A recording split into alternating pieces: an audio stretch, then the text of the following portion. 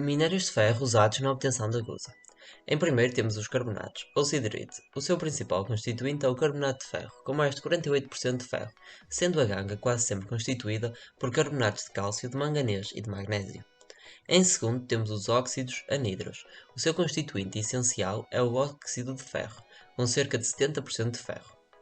Em terceiro temos os óxidos hidratados, ou o imonite. O seu constituinte principal é o óxido de ferro hidratado, com um teor de 60% de ferro.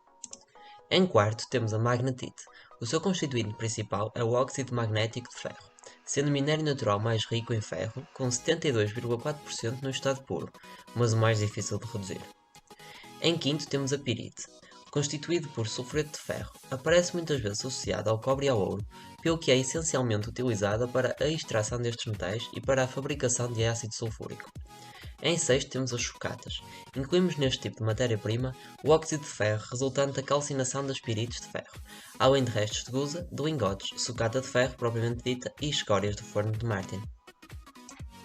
O combustível normalmente emprega é o coque metalúrgico, pois possui grande resistência à compressão, permitindo assim o seu emprego nos outros fornos de grande altura sem esmagamento. Além disso, não contém matérias voláteis capazes de produzir alcatrões que juntariam os materiais introduzidos no alto forno. É muito poroso, o que facilita a combustão, e o seu poder calorífico é da ordem das 7000 kcal por kg. Tem uma densidade de 0,5 e deixa cerca de 15% de cinzas. A ganga é formada por elementos de elevado ponto de fusão, o que obriga à utilização de substâncias, os fundentes, que possibilitam a sua fusão e consequente separação do ferro. O conhecimento da composição da ganga é importante, pois esta influencia a composição final da gusa, determina a escolha do fundente e condiciona a temperatura final de banho, fazendo por isso variar o consumo de combustível.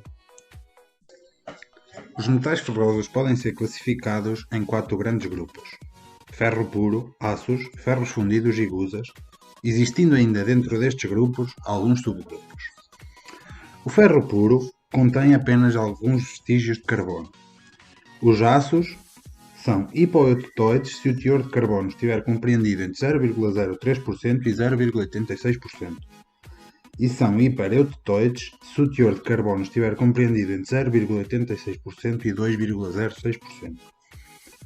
Os ferros fundidos são hipoeutéticos se o teor de carbono estiver entre 2,06% e 4,3% e são hipereutéticos se o teor de carbono estiver compreendido entre 4,3% e 6,67%.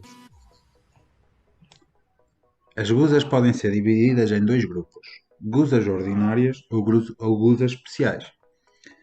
As gusas ordinárias são ligas de ferro com teor de carbono entre 2,5% a 4,5%, ligas de ferro com teor de silício entre 0,5% e 5%, ligas de ferro com teor de manganês entre 0,4% e 5% e ligas de ferro com teor de fósforo entre 0,05% e 2,2%. Nas ligas de ferro com teor de fósforo podemos ainda dividir em 3 subgrupos. 0,05% a 0,12% de fósforo são hematíticas, 0,12% a 0,5% de fósforo são semi-hematíticas e 0,5% a 1% de fósforo são semifosforosas. As gusas especiais são ligas de gusas ordinárias com qualquer um dos seguintes metais: níquel, crómio, alumínio, vanádio, titânio, etc. Processo de fabrico da gusa no alto forno.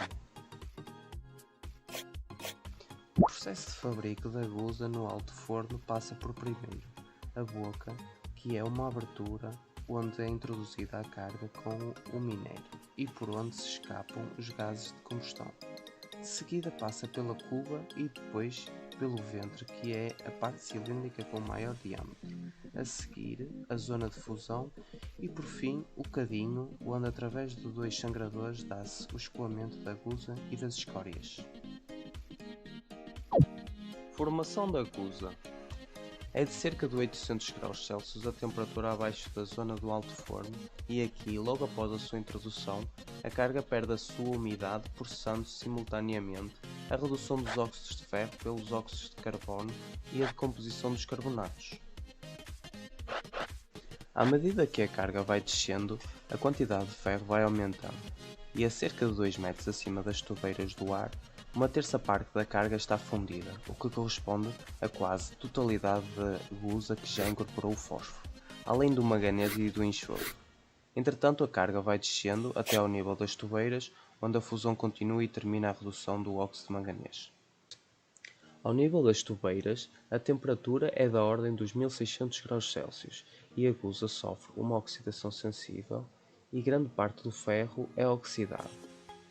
É no cadinho que termina a fusão da massa, onde tem lugar a dessulfurização da gusa e se dá a incorporação do silício, retomando o seu valor normal os teores em carbono, manganês e fósforo.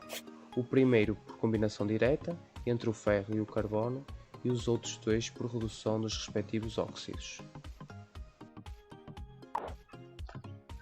O forno de Martin foi criado para podermos aproveitar as grandes quantidades de sucata provenientes da indústria metalúrgica, tais como restos de lingotes e aparas resultantes. Também serve para obtermos aços de melhor qualidade do que aqueles obtidos nos compressores. No forno de Martin, para ocorrer a fusão de material, é necessário atingir 1600 graus de temperatura. Para tal, usa-se uma mistura de ar e combustível gasoso previamente aquecidos em recuperadores. O forno de Martin funciona através de um ciclo, chamado ciclo de Martin, em que numa primeira fase, o combustível gasoso e o ar são aquecidos pelos recuperadores R1 e R2. De seguida, ocorre a sua mistura na cabeça de combustão, o que irá levar à produção de chama. Os gases, obtidos através da combustão, saem da câmara em direção aos recuperadores R3 e R4 com a finalidade de os aquecer. De seguida, os gases saem dos recuperadores em direção à chaminé. O forno de Martin possui válvulas que permitem reverter o sentido do círculo. Nos fornos elétricos, a energia calorífica é obtida através da energia elétrica, permitindo assim obter elevados valores de temperatura. Nos fornos elétricos existem dois grandes tipos, os fornos de indução e os fornos de arco elétrico.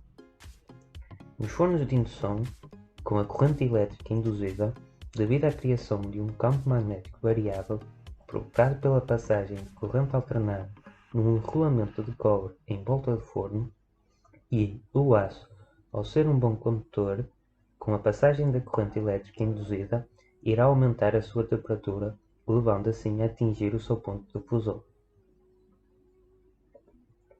Nos fornos de arco elétrico, o material é inserido dentro do forno, onde também se encontram os elétrodos responsáveis por gerar o arco elétrico que vai levar a atingir a temperatura de fusão. Os fornos de arco elétrico possuem uma cremalheira que irá facilitar o vazamento do aço depois de atingida a temperatura de fusão. O vazamento do aço ocorre em três grandes etapas. Na primeira etapa, o aço obtido a partir dos processos anteriormente referidos é lançado para as panelas e, das panelas, segue para as lingoteiras, onde é vazado. As panelas são grandes recipientes metálicos e as lingoteiras são moldes de ferro fundido ou aço, providos de orelhas para efetuar o levantamento após o aço solidificar. Na segunda etapa, após a solidificação, o aço é desmoldado e, após a sua desmoldação, os lingotes são aquecidos e seguem para laminadores, onde são estirados, transformando assim os lingotes em barras de secção retangular ou quadrada, denominadas por biletes. Na terceira etapa, já na forma de biletes, passam por outro tipo de laminadores que lhes vão conferir as suas formas mais comuns na comercialização: fios, chapas e perfis. Produtos semi-acabados que constituem matéria para indústrias metalomecânicas. O vazamento do aço pode ainda ser realizado de forma contínua, não passando assim pela fase de lingote. Neste processo, o aço é vazado em marcha contínua e automática, passando sucessivamente pelos diversos laminadores, transformando assim o aço em biletes e nos referidos produtos semi-acabados. Germens de cristalização são as impurezas e as moléculas de maior energia em torno dos quais vão crescer os primeiros cristais sólidos.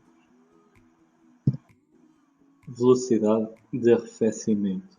A velocidade de arrefecimento é rápida a princípio e mais lenta para o final da cristalização, originando assim crescimento diferente dos cristais.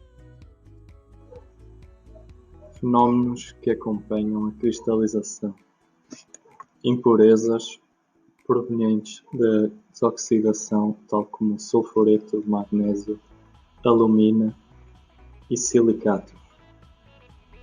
Gases: o oxigênio, o azoto e o hidrogênio podem originar chuchos durante o arrefecimento, se não se libertarem a tempo.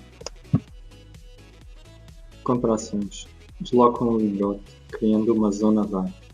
Por outro lado, da origem a tensões internas, poderão fissurar o lingote. Rechupes: são cavidades no interior e à superfície do lingote. A forma da lingoteira evita rechupes interiores, mas não consegue evitá-los à superfície.